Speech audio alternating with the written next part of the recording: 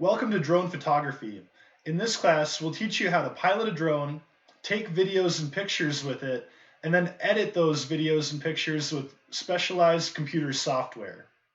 The drones we'll be using in this class are called Force One, Blue Herons, or Red Herons, depending on what color they are. These drones come with a 720p camera that can take pictures and videos. We'll teach you how to fly them and fix them when things aren't working correctly. We'll be using a video editing software called DaVinci Resolve to take our drone videos and edit them. You'll be able to add music to your videos, cut cool action shots together, and make a highlight reel of your camp experience. The photo editing program we'll be using is an internet-based program called Pixlr. You'll be able to take pictures that we take with the drones and edit them into whatever you can imagine.